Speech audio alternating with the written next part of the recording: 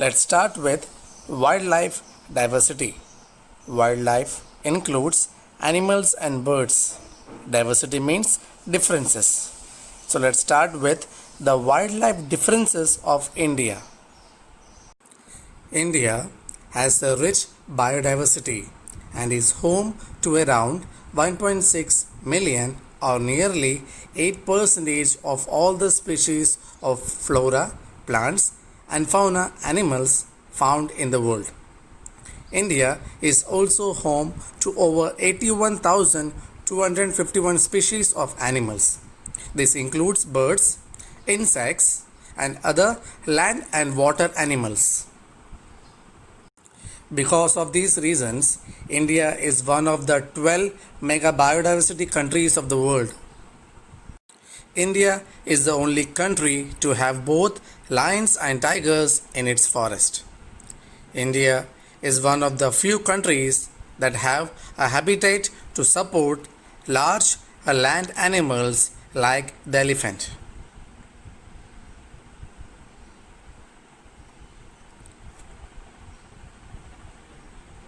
Elephants are found in Assam, Karnataka and Kerala. The one-horned rhino is found in the swampy and marshy lands of Assam and West Bengal, as shown over here. The Thar Desert provides the natural habitat for the camel. Other large land animals includes wild ass, the Indian bison, the nilgai, and the chausinga. The Himalayas also have some large land animals like yak, shaggy horned wild ox, found in Ladakh.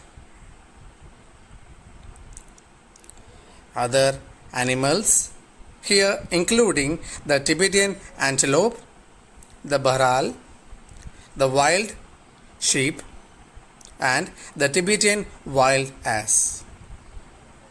Some rare species of wild animals like the snow leopard, red panda, the ibex, and the Himalayan brown bear.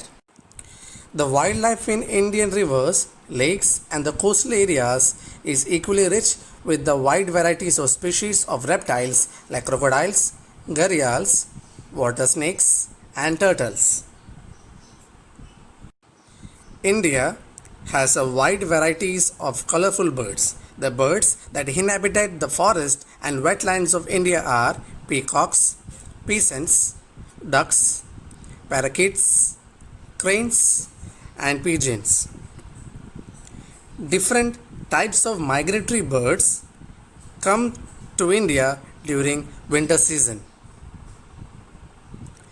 Siberian crane and all these are very famous that migrate to India during winter season.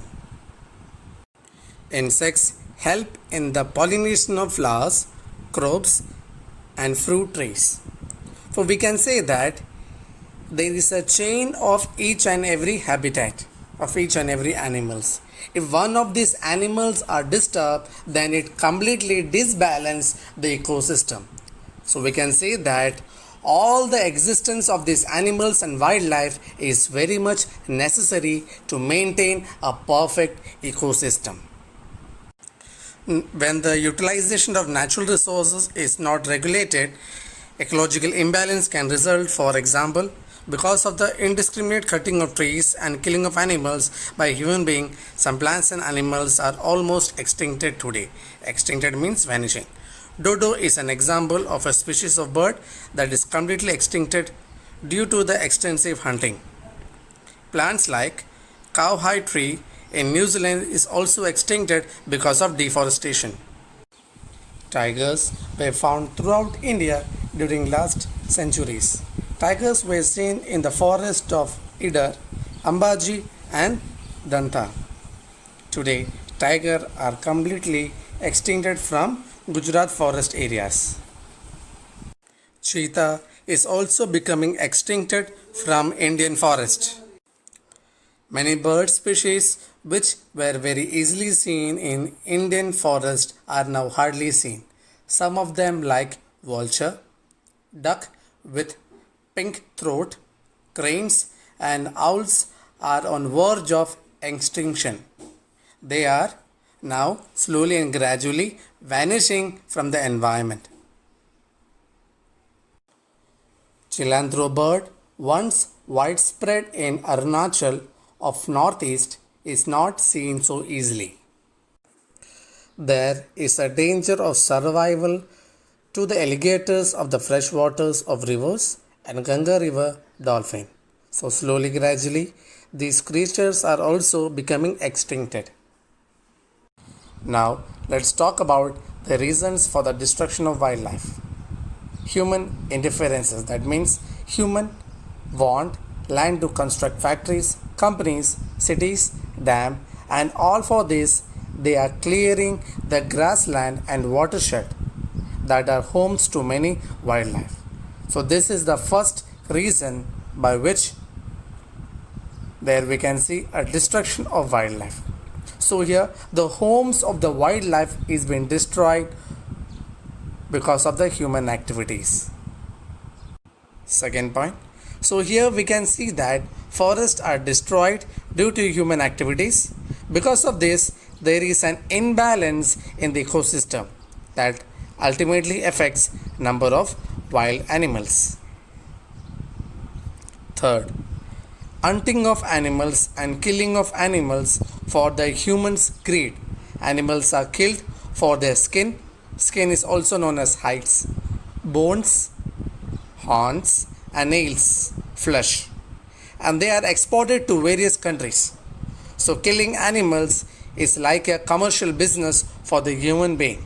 This is also a one reason for the extinction, or else we can say that vanishing of wildlife. Human beings are over exploiting. Exploiting means misusing. So we can say that human beings are over misusing forest for their greedy motives, such as for roads, multi-purpose projects, that is dams, mining minerals, etc. So for all these activities they need land. Because of this demand, the forest is being cleared. Ultimately they are clearing the environment that leads to destruction of natural wildlife diversity. Humans started encroaching forest, that means occupying forest for grass, fuel and for grazing. Grazing means feeding their animals. So for all of these activities, who is affected? Forest and wildlife is affected. So these are the reasons by which there we can see destruction of wildlife as well as the environment also. Now let's talk about measures by which we can preserve and conserve our wildlife. Preservation means saving our wildlife. So the first point talks about programs to change perception and awareness. So first point is totally based on the attitude of the people. So the attitude of the people must be changed. Their attitude should be conserving the forest, conserving the wildlife, not harming them. So such attitude, such perceptions should be generated by the people so that the natural habitat for wildlife can be saved. Next is banning of hunting or poaching of animals. Government should take some initiative for killing of animals by imposing strict laws and punishment. If any person or organization will be found doing this, strict actions will be taken against them. Third, ecological balance should be maintained between herbivorous. Herbivorous are those animals who eat plants, and carnivorous are those animals who eat animals, that is flesh. So there must be ecological balance between the herbivorous and carnivorous. If any one thing is changed, that ultimately affects the entire ecosystem. So to maintain that ecological balance, we must stop overgrazing. Overgrazing means over exploitation of the land.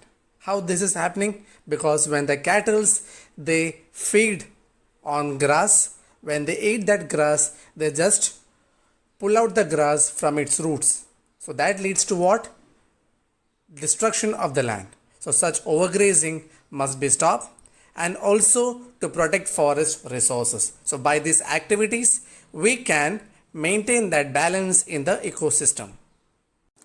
Preservation of wildlife topic should be added into the syllabus of the students, so that students can also get aware about the importance of conserving natural resources and wildlife. Programs should be arranged to bring widespread awareness in the society. Wildlife protection force should be active so that such problems can be managed in a systematic manner. And many such guidelines should be followed, that not disturbing animals during their procreation period. Procreation means their breeding period. So during their breeding time, they should not be disturbed. So all these are the measures by which we can conserve and preserve wildlife resources.